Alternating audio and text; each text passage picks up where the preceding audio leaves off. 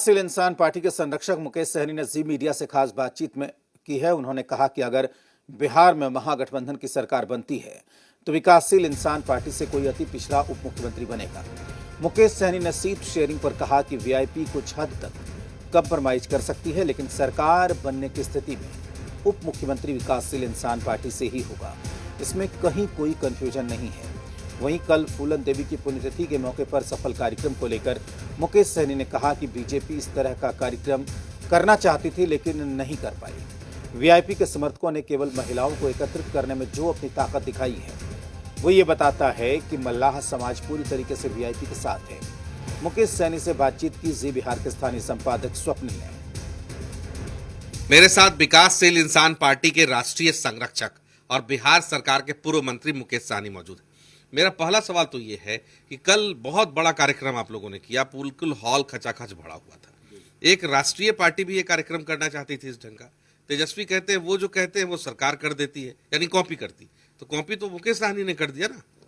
नहीं, देखिए, जो राष्ट्रीय पार्टी का नाम ले रहे हैं वो सीधा बोलिए भारतीय जनता पार्टी कोशिश कर रहे थे कि निषाद समाज को गुमराह करेंगे और एक सम्मेलन करने का निर्णय लिया था कि 10 जुलाई को बापू सभागार में निषाद को लेकर सम्मेलन करेंगे और उससे पहले पूरे बिहार में 6 जगह सम्मेलन करेंगे।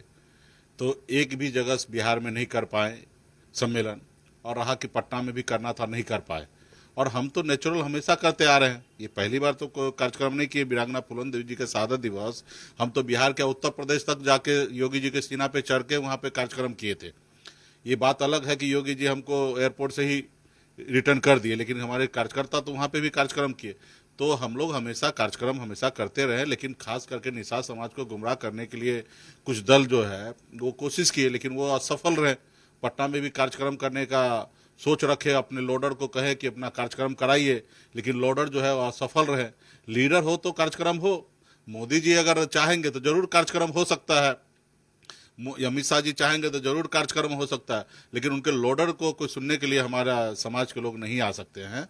और वीआईपी पार्टी नेचुरल है, हमारा उनके साथ जीना मरना पूरा साथ एक संबंध है। तो अपने बेटा को मान सम्मान देने के लिए, अपनी बेटी के मान सम्मान देने के लिए वीरांगना फूलन देवी के शहादत दिवस पे बढ़ चढ़ के सभी माता बहन बड़ी संख्या में पार्टी के नेतागण आए थे, जबकि सिर्फ महिला कार्यक्रम था। लेकिन जितना कार्यक्रम हॉल के अंदर में कैपेसिटी उससे डबल लोग आए थे, हॉल के बाहर थे, वो भी बारिश का समय था। अगर बारिश नहीं होता तो और भी इससे अधिक लोग आ जाते। लेकिन फिलहाल कार्यक्रम बहुत सफल रहा, शानदार रहा। और हमारे छोटे भाई तेजस्वी प्रसाद यादव जी भी कार्यक्रम में सम्मिलित हुए थे और बहुत सफल कार्यक्रम रहा।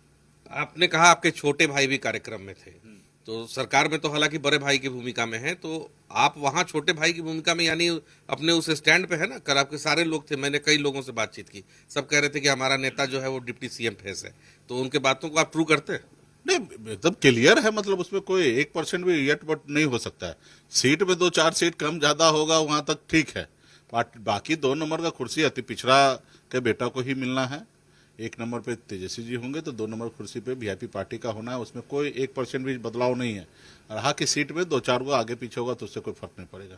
तो कांग्रेस क्यों नहीं हो सकती, उसका अति पिछड़ा क्यों नहीं हो सकता? वो भी तो राष्ट्रीय पार्टी है, बड़ी पार्टी। अब कोई ठीक है, अब इस पे हम कैसे कांग्रेस को बोलना है कि हमको बोलना है? हमको हमारी पार्टी को जो चीज चाहिए वो चीज हम बात रख रहे हैं। बाकी कांग्रेस को क्या चाहिए नहीं चाहिए वो बात वो रखे, उनके पास कितना शक्ति है ताकत है वो बताएंगे ना, हम कैसे बता सकते हैं? हाँ, हमारे सहयोगी है और हमारे साथ हैं, और हम लोग उन्हीं के नेतृत्व में 2024 में भी चुनाव लड़े थे, और इस बार तो बिहार में तेजस्वी जी के नेतृत्व में चुनाव लड़ना है। और वीआईपी पार्टी हो, कांग्रेस पार्टी हो, सब सहयोगी है, सब मिलकर सरकार बनाएंगे। किसी एक पार्टी के सरकार नहीं होगा, ये महागठबंधन का सरकार होगा।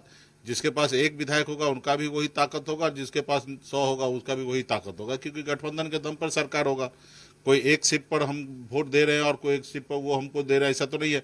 हम जितना भी सीट जीतेंगे, मान लीजिए सब सीट पर हमारे गठबंधन के सहयोग के कारण जीतेंगे, या गठबंधन कोई भी नेता जहां से भी जीतेंगे, वो मान लीजिए कि वीआईपी पार्टी के सहयोग से पूरे बिहार में 243 सीट पे जहां पे जीत होगा, सब जगह मान लीजिए कि वीआईपी पार्टी को जैसे जीत हुआ है, तो ये गठबंधन का है। एक आखिरी सवाल है मेरा इस सेशन का।